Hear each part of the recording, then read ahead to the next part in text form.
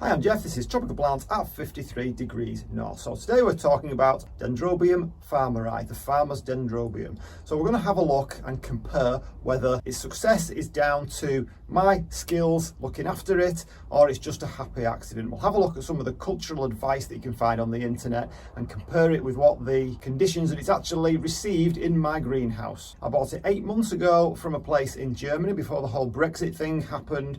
Pleased that I did, because it's looking pretty good at the moment, but we're going to have a closer look at it and see whether I can actually give it any better care conditions and see whether I can get an even better display next year. So let's jump in.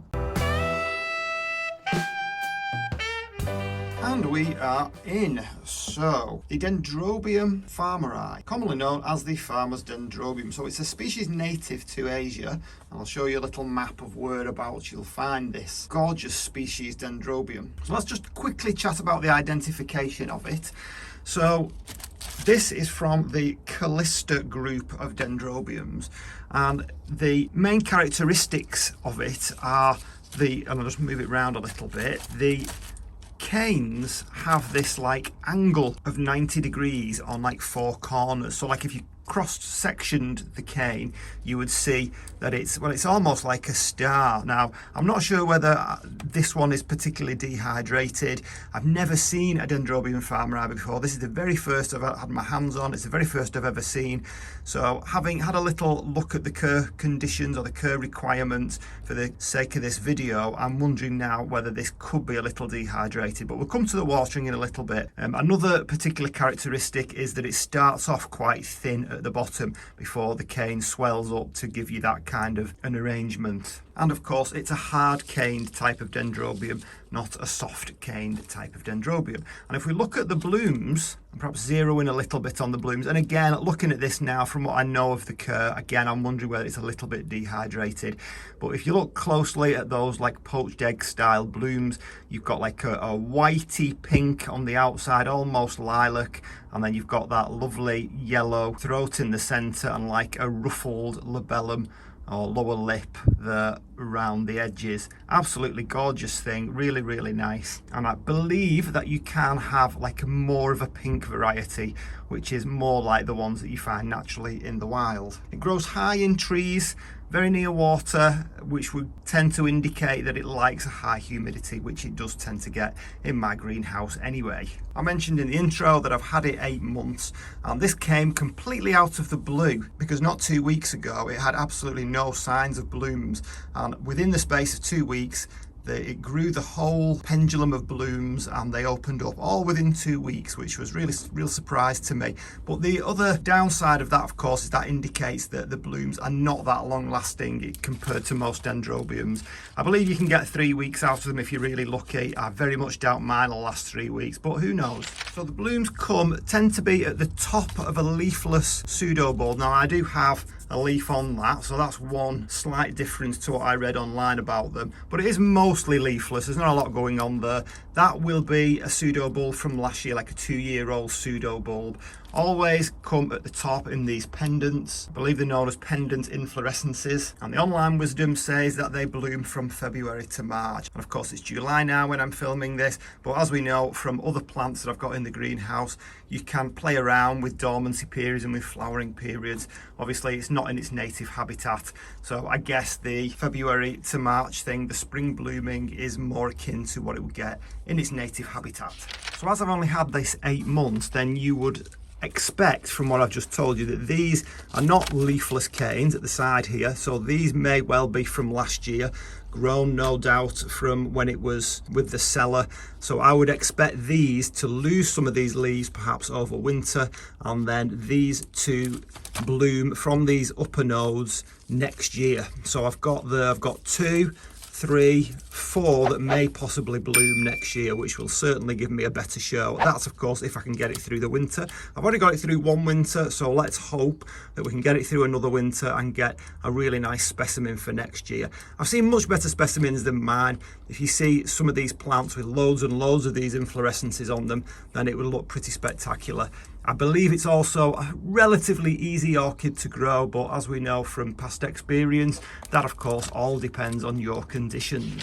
So let's discuss some of its care requirements. So it's known as a hot to warm growing epiphyte, which doesn't really fit in with the temperature requirements. The temperature requirements, I believe, are 12 to 18 degrees Celsius. I'd have thought a hot growing orchid would have been higher than that, but that's what it says. Not just on one site, on quite a number of sites. And we'll compare and contrast that to what it's got in my greenhouse in a moment. We've said that it's in the Callista group of Dendrobium, and that group is particularly noted for the blooms looking spectacular but not particularly long lasting. And I also understand that that particular group doesn't do that well in shops in the commercial side of things. Whether it's because the blooms don't last that long, I'm not really sure. So let's talk about in the wild. So in the wild, it grows in a place where it has two distinct growing seasons. So it has like the warm, or the hot in this case, main summer season where it gets copious amounts of rain and loads of fertilization. And that for me gives me that little bit of an indication I'm not watering it enough, because the canes look a little bit shriveled to me, and to be fair, that's how they've looked since it arrived. But the blooms look a little bit like they might be dehydrated. I'm only watering it once a week at the moment, so maybe if I increase the watering, I might see a difference in how it's looking. So that's something I can definitely address as we move on. But the other side of things, the other season that it gets, is a very cold, dry winter. So the advice is that it needs very heavy watering and fertilization in the summer, but in the winter it's the exact opposite. It has a short winter. I have quite a long winter, but that doesn't seem to have troubled it too much. But in its short winter, it's very cold, it's quite dry, and this is where, as far as watering goes, and I must admit I have done it this way because I've treated it like other dendrobiums, I haven't given it a water through the winter, other than if I thought the canes were looking a little bit shriveled. I understand you can mist it so that the canes don't shrivel too much. So it's a case of, like other dendrobiums, that you give a little bit of a winter rest to, keeping a close eye on it, trying to keep it as dry as possible. You certainly don't want to leave it wet for weeks on end. Keep it dry, give it the odd mist, but if those canes are shriveling to the point that it's looking quite worrying, then yes, you can give it a water. As far as media goes, well, again, take your advice from nature. So in nature, obviously, it has that dry winter season, but I also understand it is susceptible to root rot, which would indicate that it needs to dry out very, very quickly, and that indeed is the case. I've got it in just bark, nothing else, just pure bark. It doesn't like to be repotted, I understand, so really you want it in something that doesn't rot that quickly. Obviously you get a couple of years out of bark. I'm not sure that that's actually going to work that well. It's worked in terms of it's really well drained, but obviously if it doesn't like to be repotted, in this case it's going to be repotted every couple of years. So maybe I'll need to look at the media and look for some kind of inorganic media, or certainly something that doesn't rot down that quickly. So yes, heavy watering in summer. It does well if it's mounted apparently, but again, you're going to have to keep on top of the watering then. And I believe that in hotter climates where you do have it mounted, then you're going to have to water it 1 to 3 times daily. There's no way I'm going to do that, so I think I'll stick with the pots. So temperatures, we've already said 12 to 18 degrees Celsius. In my greenhouse, that's precisely what it's got. So over winter, in the cool side of my greenhouse, goes down to 12. The only issue is that I've got 12 like 24 hours a day for the entire 4 or 5 months of winter. It may even be longer depending on what the weather's doing at the time. So that shows that it does have some tolerance. So in terms of the winter rest that it's used to, apparently that will be quite short. Now, I've not managed to find out how many months that short is, but in my case, as I say, it could be 4 or 5 months. But, you know, it's bloomed, so that shows that it has some tolerance there. As far as aspect and light, I've kept it at the back of the bench, which is over there, which is just off camera, which is, I wouldn't say it's dark, it's certainly not shaded, but it's certainly not as light as I can give it. I have read that it can actually enjoy style light, so as light as you can possibly give it, but not direct sun. Certainly direct sun without any kind of protection through glass. Obviously if you keep it outside in the sun, it's more likely to survive it and enjoy it, but if you're behind glass, then that's a completely different matter. So it would have to be shaded in some way. But the big no-no that I read from several sources is that you don't want it to be in deep shade. If it's in deep shade, then it's more likely to like skip a season for blooming or just not bloom at all. So again, probably by happy accident, I've kept it in a place that it seems quite happy in. It does enjoy lots of air movement, which I do tend to have, certainly at this time of year. I have all the vents and the windows and the doors open, and I've got some big fans going, so it does tend to get that movement in its natural habitat. It grows very high in trees, I believe, so it's used to that air movement. Pests and diseases, well, it suffers the usual pests and diseases that orchids get, thrips, scale, etc. I've not had any trouble with it just yet, but I think the main thing to watch out for is the root rot. You've got to make sure that that pot dries out. So conclusions, well, I think my conditions are pretty similar to what it would be getting in the wild. The only difference is the length of time that it would get various conditions, like for example the temperatures. It wouldn't be likely to get such a low temperature for such a long time, like a consistently low temperature.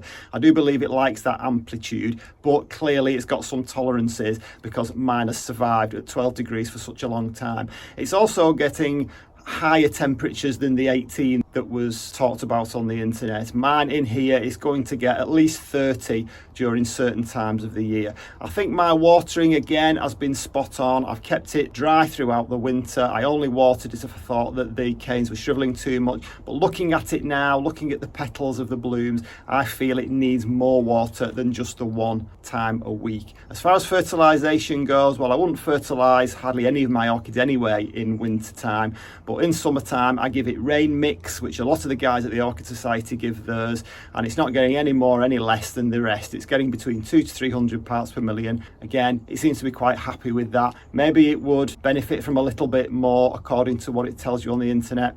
Who knows?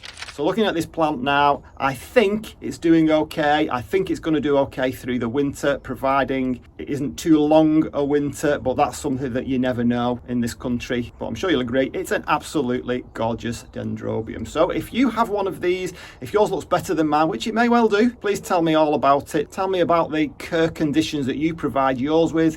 Do you think that what you're doing is any better than what I'm doing? Do you think that I could do something differently to make this any better? But if you've not got one of these, definitely worth having a go of. So for now, I'll see you on the next one. Bye.